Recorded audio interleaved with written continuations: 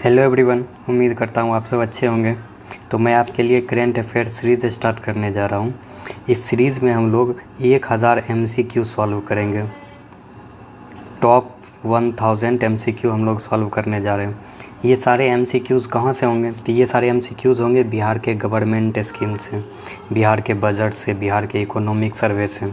Central government की जितनी भी स्कीम्स हैं उससे सारे MCQs भी लिए जाएंगे। स्पोर्ट्स से related MCQ, prize, reports, summits, science and technology से भी लिए जाएंगे। इकोनॉमिक्स हो गई, पॉलिटी हो गई, इन्वायरमेंट हो गई, कुछ इम्पॉर्टेंट डे हैं उसके थीम हैं उनसे MCQs ली जाएंगी। बुक्स एंड ऑथर्स से ली जाएगी, ऐप्स एंड पोर्टल से ली जाएगी, और जो भी इंटरनेशनल इवेंट्स होते हैं, इंटरनेशनल अफेयर्स हैं, उससे भी बहुत सारी MCQs इंक्लूड की जाएगी। जो मिलिट्री एक्सरसाइजेज होते हैं, कुछ वन लाइनर्स भी लिए जाएंगे जो बहुत ज़्यादा इंपॉर्टेंट होंगे, वो सारे MCQs में इंक्लूडेड होंगे। और ऑपरेशंस भी लिए जाएंगे, जैसे ऑपरेशन सिंदूर हो गए, ऑपरेशन गंगा हो गए। इसके अलावा भी बहुत सारी चीज़ें उस MCQs में इंक्लूडेड होंगे। ये 1000 MCQs जो होगी वो AI से जनरेटेड MCQs होंगे, जो BPSC के पिछले ट्रेंड को ध्यान में रखते हुए बनाए गए हैं।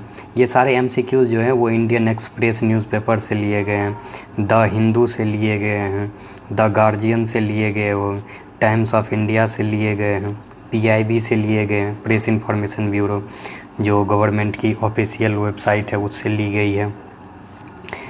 नीतीश कुमार जी के ट्विटर अकाउंट से भी बहुत सारे क्वेश्चंस बनाए गए हैं। तो ये सीरीज़ आपके लिए बहुत सारी हेल्पफुल रहेगी। मैं गारंटी लेता हूँ कि 20 से 25 क्वेश्चंस जो होंगे वो इस सीरीज़ से आ जाएंगे। यदि आपने इस सीरीज़ को पूरा देख लिया तो 20 से 25 क्वेश्चन जो 71th BPSC प्रीलिम्स होने वाले हैं उसमें से आ सकते हैं। तो बने रहिए, ध्यान से सुनते रहिए और सॉल्व करते रहिए। ये इस सीरीज़ की पहली वीडियो है और मेरा नाम शिवा स्टार्क है।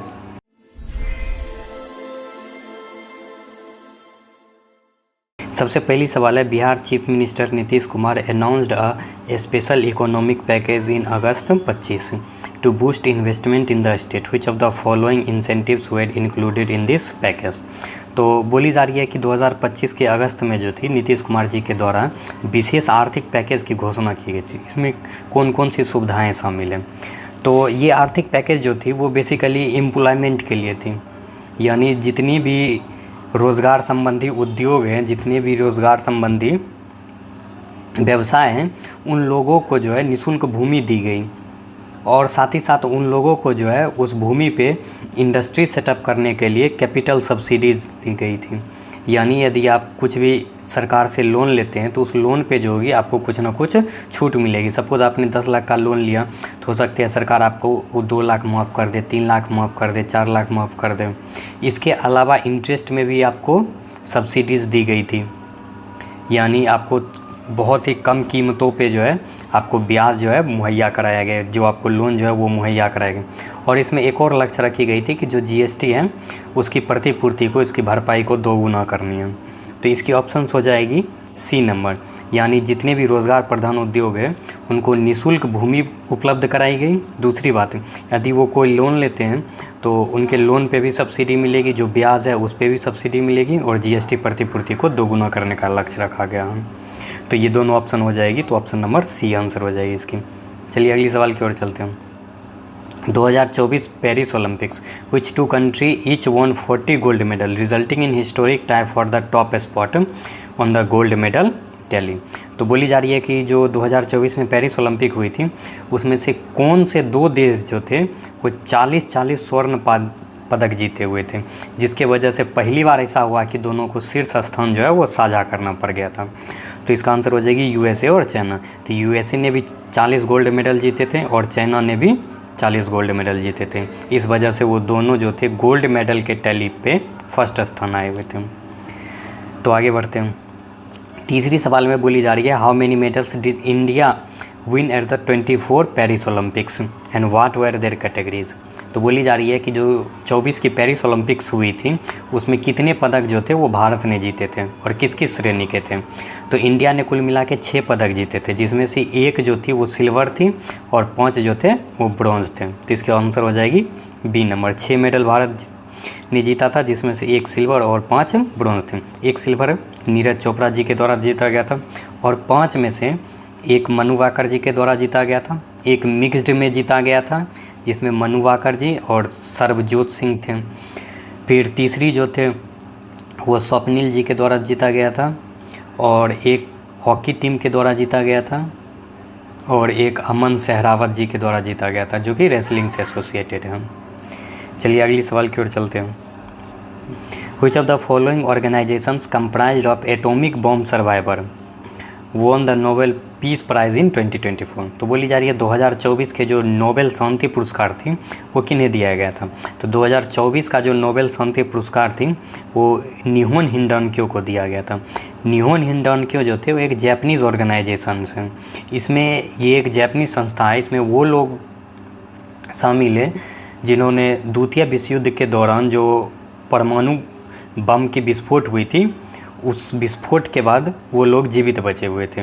यानी नागासाकी और हिरोशिमा परमाणु बम विस्फोट के जो उत्तरजीवी हैं उन्हीं व्यक्तियों का एक संगठन है जिन्हें हम निहोन हिंडाल्को कहते हैं। और इन संगठन का एक संदेश है पूरी दुनिया भर के लिए कि हमें जो है एटम बम का प्रयोग नहीं करना चाहिए। हम जो है जीते जागते उस दहशत के मंजर के सबूत हैं। जो वो दहशत का मंजर था उसके हम जीते जागते सबूत हैं और इनका प्रयोग आगे भविष्य में नहीं होना चाहिए।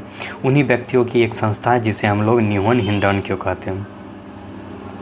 अगली सवाल की ओर चलते हैं। गुकेश डी, हरमनप्रीत सिंह, मनु वाकर और प्रवीण कुमार जो थे वो 4 एथलीट हैं जिन्हें मेजर ध्यानचंद खेल रत्न अवार्ड दिया गया था 2024 में। वो किस फील्ड से एसोसिएटेड है? तो वो लोग स्पोर्ट्स से एसोसिएटेड है। आपको पता होना चाहिए कि गुकेश जो थे वो चेस से एसोसिएटेड है, गुकेश चेस से। हरमनप्रीत हॉकी से एसोसिएटेड है। मनु वाकर शूटिंग से एसोसिएटेड है, शूटिंग से।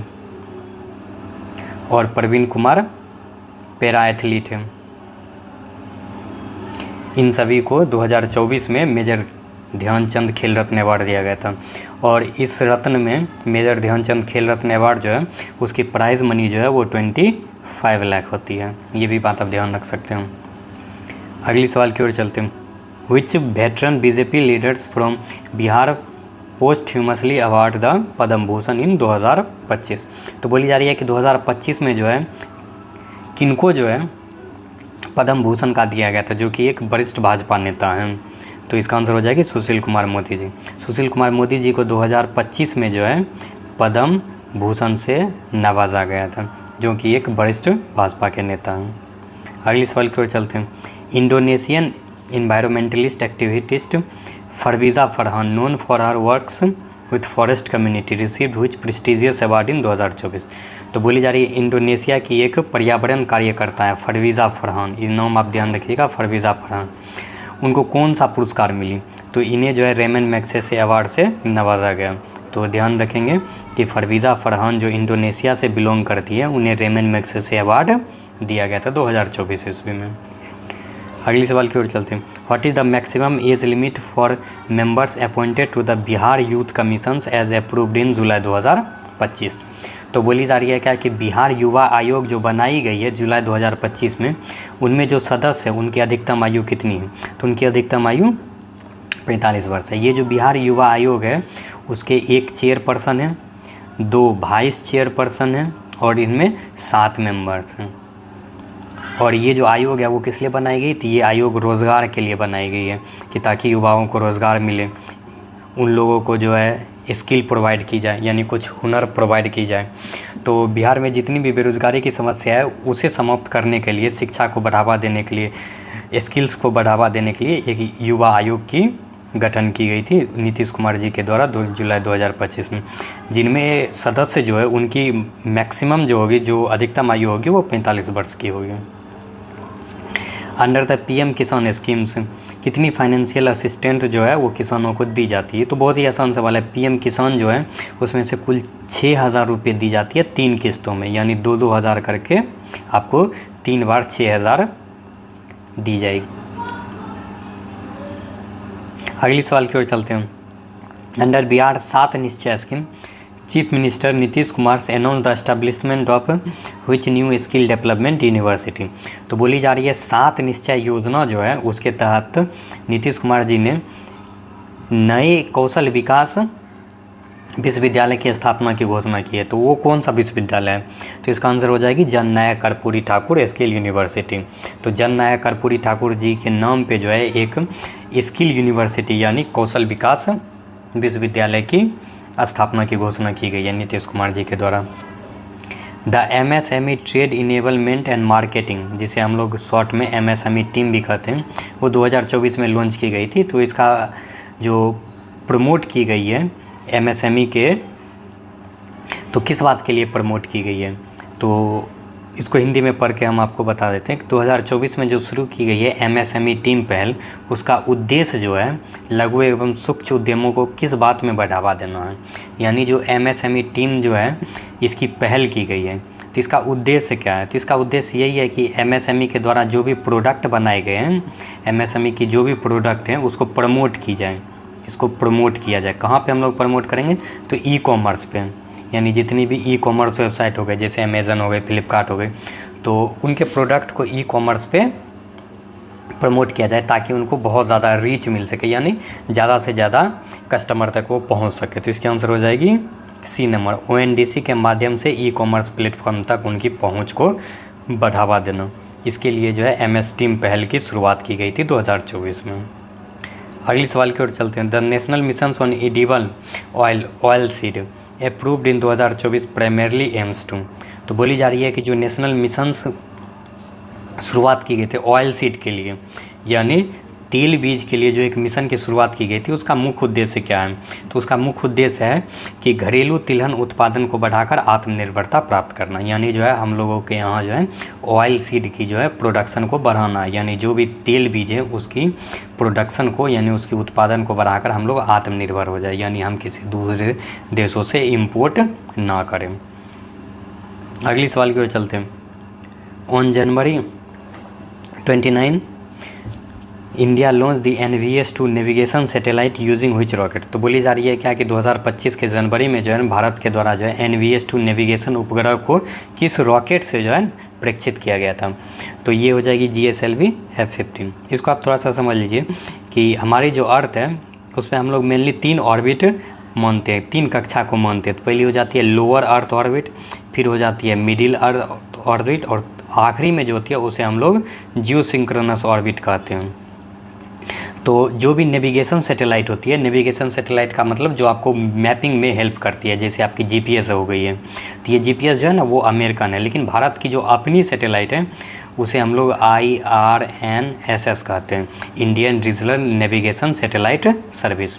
तो ये भारत की जो अपनी GPS है जिसे हम लोग IRNSS कहते हैं, इसे जो है किस रॉकेट से ली गई थी? तो इसे जो है GSLV से ली गई थी। तो जो ऊंचाई वाली कक्षा होती है वहाँ तक पहुँचने के लिए हम लोग GSLV का प्रयोग करते हैं, जो नीचे वाली कक्षा होती है वहाँ तक छोड़ने के लिए हम लोग PSLV का यूज़ करते हैं। यानी लोअर अर्थ ऑर्बिट में यदि आपको डालना है किसी भी सैटेलाइट को, या मिडिल अर्थ में डालना है, तो आप PSLV का यूज़ कर लेते हैं जनरली। लेकिन जब आपको ऊंचाई पे जाना रहती है तो हम लोग किसका यूज़ करेंगे? तो GSLV का करते हैं। GSLV का मतलब हो जाएगी geosynchronous launch vehicles, F-15 model हो जाएगी उसकी। चलिए अगली सवाल की ओर चलते हैं। Who one the men's singles title Wimbledon. तो 2024 की जो विंबलडन हुई थी उसमें मेंस टाइटल किन्होंने जीता था? तो वो हो जाएंगे कार्लोस अल्काराज ने जीती थी। इसको आप इस प्रकार से ध्यान रख सकते हैं। तो कुल मिला के 4 ग्रैंड स्लैम होते हैं टूर्नामेंट, जिसमें से एक होते हैं ऑस्ट्रेलियन, एक हो जाएंगे अमेरिकन, फिर एक हो जाते हैं फ्रेंच, फिर एक हो जाते हैं विंबलडन। तो ऑस्ट्रेलिया और अमेरिका वाला जो थे, इसके विजेता जो थे 2024 के, वो थे जेनिक सिनर,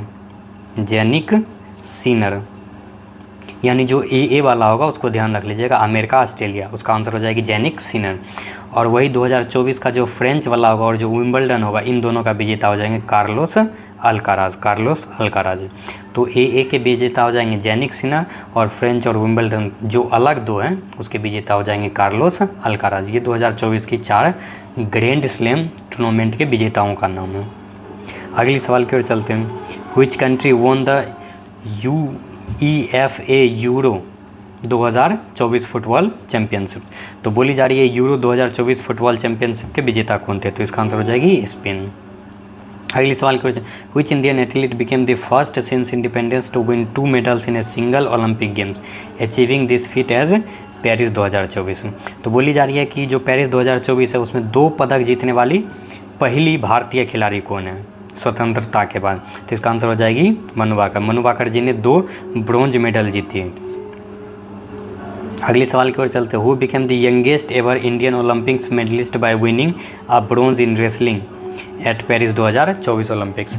तो जो पेरिस की 2024 ओलंपिक्स हुई थी उसमें जो है सबसे युवा सबसे कम उम्र के भारत ओलंपिक पदक विजेता कौन रहे थे, तो इसका आंसर हो जाएगी अमन सहरावत। अमन सहरावत जी ने सबसे कम उम्र में ओलंपिक पदक भारत की तरफ से जीते थे।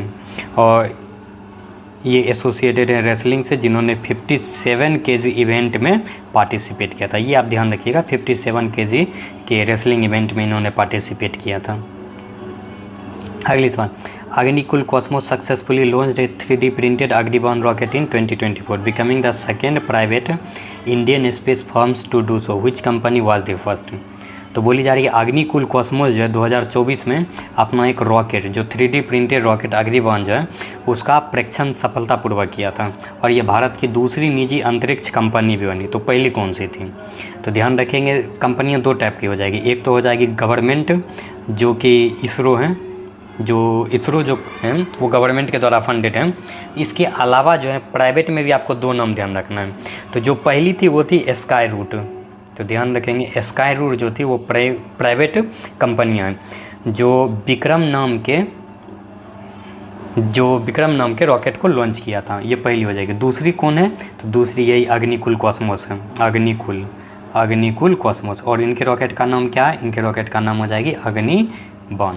मैं फिर से रिपीट कर दे रहा हूँ, कंपनी 2 प्रकार की होंगी, एक गवर्नमेंट कंपनी होगी जिसकी एग्जांपल हो जाएगी इसरो, और दूसरी हो जाती है प्राइवेट कंपनी है। तो प्राइवेट कंपनी में आप 2 नाम रहे, पहला नाम हो जाएगी स्काई रूट एरोस्पेस का, इनके रॉकेट का ये कंपनी का नाम है, इनके रॉकेट का नाम क्या हो जाएगी, इनके रॉकेट का नाम हो जाएगी विक्रम। दूसरी हो जाएगी अग्निकुल कॉस्मोस, और इनके रॉकेट का नाम क्या है, इनके रॉकेट का नाम है अग्निबाण। और ये भी ध्यान रख सकते हैं आप, अग्निबाण जो है वो एक 3D प्रिंटेड रॉकेट है। जिस प्रकार आप स्पेस एक्स का नाम सुने होंगे जो कि एक प्राइवेट कंपनी है, ठीक उसी प्रकार अग्निकुल और स्काई रूट जो है वो प्राइवेट कंपनियां हैं। अगली सवाल की ओर चलते हैं, which Indian schemes launched in 2024 aims to benefit over 5 crore tribal peoples and involve the participation of 17 ministry. तो बोली जा रही है कि किस भारतीय योजना की शुरुआत 2024 में की गई थी जिसका उद्देश्य 5 करोड़ से अधिक आदिवासी लोगों को लाभ सुनिश्चित करना है, जिसमें 17 मंत्रालय की भागीदारी शामिल है। तो इसका आंसर हो जाएगी ए, ऑप्शन ए, प्रधानमंत्री जनजातीय उन्नत ग्राम अभियान। तो ये जो योजना है इसके तहत जो ट्राइबल पीपुल है उसके उत्थान के लिए 17 मंत्रालय जो है वो मिल के काम करेंगे, ताकि इन जो भी आदिवासी लोग हैं उनकी लाभ जो है वो सुनिश्चित हो सके। अगली सवाल की ओर चलते हैं, which pension schemes was launched on 18 September 2024 to allow parent to invest for their children's future ensuring long term wealth creations. तो बोली जा रही है कि 2024 के सितंबर में जो है कौन सी पेंशन योजना जो है वो लॉन्च की गई थी जो माता पिता को अपने बच्चों के भविष्य के लिए निवेश करने की सुविधा देती है। तो इसका आंसर हो जाएगी नेशनल पेंशन स्कीम वात्सल्य। तो ध्यान रखेंगे जो वात्सल्य स्कीम है वो एक ऐसी स्कीम है जिसके तहत जो है कोई भी गार्जियन जो है अपने बच्चों के नाम पे अकाउंट खोल सकते हैं, और उस अकाउंट में जो है थोड़ी रुपया जो है आप जमा कर सकते हैं। कम से कम आप 1000 रुपया जमा कर सकते हैं, ताकि उनके बड़े होने पे आप उस रुपये का प्रयोग कर सकते हैं हायर एजुकेशंस के लिए या मैरिज के लिए। तो ध्यान रखेंगे एनपीएस वात्सल्य जो है वो बच्चों के लिए, बच्चों के भविष्य के लिए एक पेंशन योजना है। अगली सवाल है, the cabinet approve the employment linked incentives schemes in July 2025, what is one of its की फीचर्स। तो बोली जा रही है कि जुलाई 2025 में जो है कैबिनेट के द्वारा एक योजना लाई गई थी जिसे हम लोग एम्प्लॉयमेंट लिंक्ड इंसेंटिव कहते हैं। तो इसकी प्रमुख विशेषता क्या है, तो ये जो ईएलआई स्कीम है, ईएलआई एम्प्लॉयमेंट लिंक्ड इंसेंटिव, इसके ज़रिए जो पहली बार कोई व्यक्ति एम्प्लॉय बनता है, यानी पहली बार कोई व्यक्ति रोज़गार करता है, तो उसके जो पहले महीने की जो इनकम होगी उस इनकम में से पीएफ नहीं काटी जाएगी, यानी जो प्रोविडेंट फंड काटी जाती है वो नहीं काटी जाएगी, वो सरकार जो होगी वो खुद जमा करेगी। और 15,000 रुपये तक सरकार जो है वो जमा करेगी 2 इंस्टॉलमेंट में। तो ये हो जाएगी option number B, 1 month EPF contribution subsidy for the first time workers. यानी जो फर्स्ट टाइम वर्कर है, जो पहली बार काम कर रहे हैं, उनकी जो पहले महीना की जो पीएफ जो कटेगी वो नहीं कटेगी, वो उनके पगार में से, उनके वेज में से नहीं कटेगी। तो वो रुपया देगा कौन? तो वो रुपया सरकार देगी। यानी 15,000 तक की जो पीएफ होगी वो उसके अकाउंट में से नहीं कटी जाएगी, सरकार खुद देगी 2 इंस्टॉलमेंट में। तो ये इसकी प्रमुख विशेषता है। अगले सवाल की ओर चलते हैं।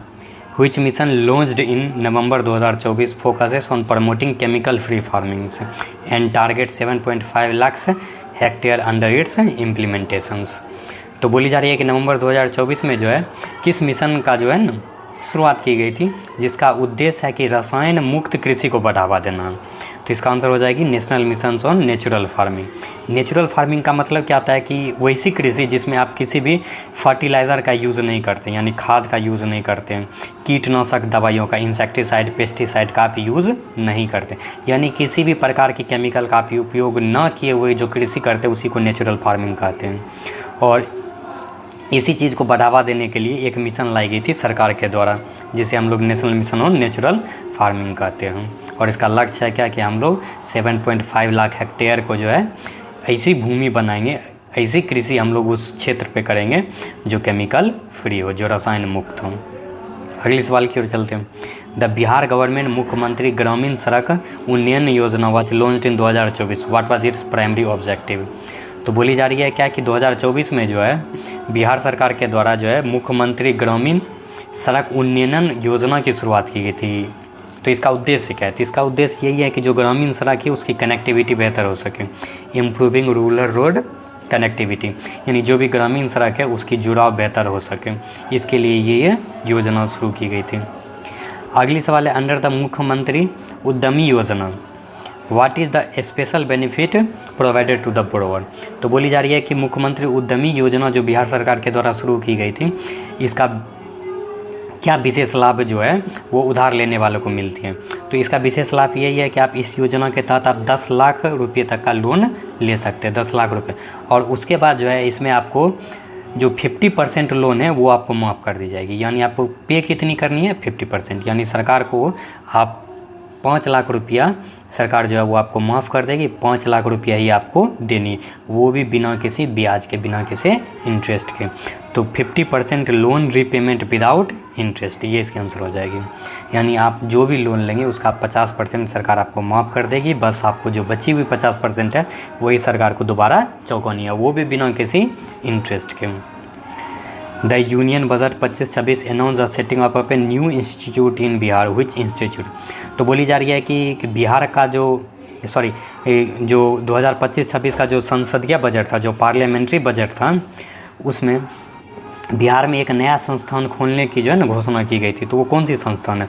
तो वो संस्थान हो जाएगी national institute of food technology entrepreneurship and management, यानी एक नई संस्थान खोली जाएगी जो किस पे काम करेगी? फूड प्रोसेसिंग सेक्टर पे। यानी भारत की जो भी फूड प्रोसेसिंग सेक्टर है उसको बढ़ावा देने के लिए एक नए इंस्टीट्यूट की घोषणा की गई है यूनियन बजट 25-26 में। अगले सवाल की ओर चलते हैं। Which of the following announcements was made in union budget 25-26 regarding airports इन बिहार। तो बोली जा रही है कि जो बजट 2025-26 है उसमें बिहार के हवाई अड्डों के संबंध में कौन सी घोषणा की गई है। तो इसमें ये घोषणा की गई थी इस बजट में कि बिहार में जो नए हवाई अड्डे हैं उन्हें बनाई जाएगी, उसे हम लोग ग्रीन फील्ड कहते हैं, यानी नए एयरपोर्ट जो होंगे वो बनाए जाएंगे। और साथ ही साथ जो ब्राउन फील्ड है, ब्राउन फील्ड का मतलब जो पुराना है, उसकी कैपेसिटी को इंक्रीज़ हम लोग करेंगे। तो इसकी ऑप्शन हो जाएगी C number, construction of green field airport and expansion of existing one in Bihar.